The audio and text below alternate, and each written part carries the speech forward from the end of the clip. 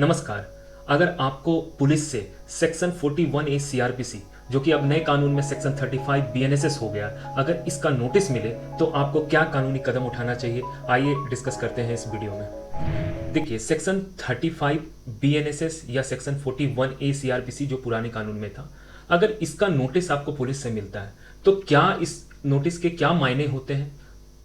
जब section 35 BNSS का notice अगर पुलिस आपको दे रही, इसका एक मतलब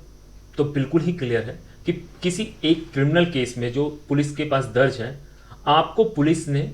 एक आरोपी बनाया या एक्यूज के तौर पे पुलिस आपको यह नोटिस दे रही है। दूसरा मतलब यह हो सकता है कि पुलिस को आपके अगेंस्ट सस्पिशन है कि आपको आरोपी बनाया जा सकता है, इसलिए यह नोटिस आपको मिल रहा है। तो आपको इस बात पे बिल्कुल भी डाउट नहीं होना चाहिए कि यह नोटिस अगर मिला है तो आपके अगेंस्ट एक क्रिमिनल केस तो है। दूसरा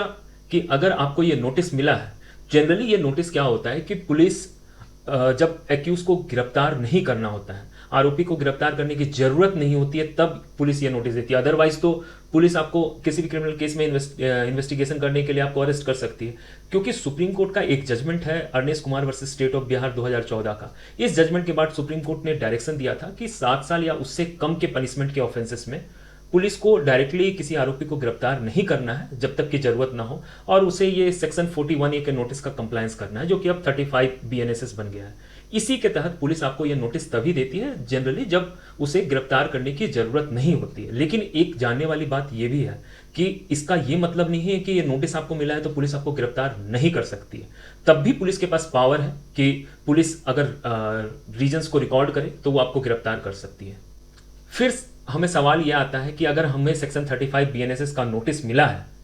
तो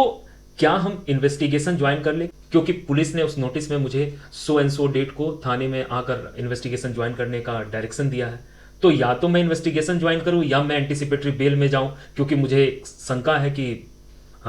मेरी गिरफ्तारी भी हो सकती है। तो इस केस में क्या करना चाहिए?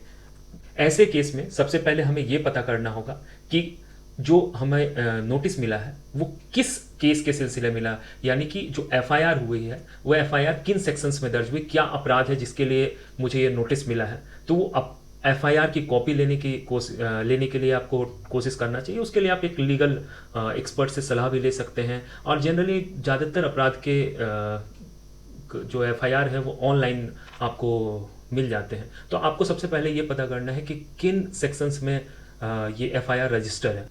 उसके बाद आपको कोशिश करनी चाहिए कि आपका लॉयर जाके एक बार इन्वेस्टिगेटिंग ऑफिसर से मिले और ये जानने की कोशिश करे कि आपके अगेंस्ट क्या एलिगेशन है, और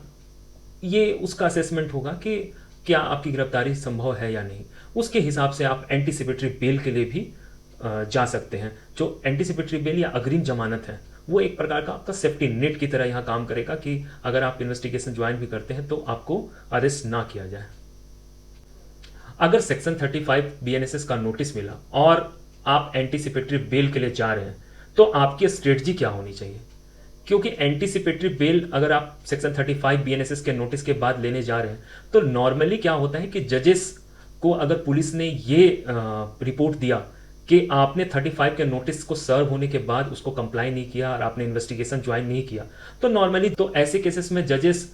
बेल देना प्रेफर नहीं करते हैं, क्योंकि अगर आप इन्वेस्टिगेशन को में सपोर्ट नहीं कर रहे हैं। तो ऐसे केसेस में आपको क्या है कि पहले तो आपको जजेस को ये दिखाना होगा, whether it is session court और high court will have to show कि this case is false and fictitious, और इसमें रीजनेबल ग्राउंड्स हैं जो ये दिखाते हैं कि ये केस बिल्कुल ही झूठा बेबुनियाद है या इसमें डाउट्स की गुंजाइश है। तो अगर आप ये दिखाकर आपका लॉयर इस चीज के लिए प्रेस करे कि मान लो I am ready to comply section 35 notice and I am ready to join the investigation, but this court may grant me stay on arrest till the next date of hearing। इससे ये होगा कि अगर आपके गिरफ्तारी पर स्टे मिल जाता है तो आपके पास ये ऑप्शन होगा कि आप इन्वेस्टिगेशन ज्वाइन कर लें, और अगले डेट पर आपके वकील इस बात पर प्रेस करें कि आपको अग्रिम जमानत यानी एंटीसिपेटरी बेल ग्रांट कर दी जाए, जिससे आपका प्रोटेक्शन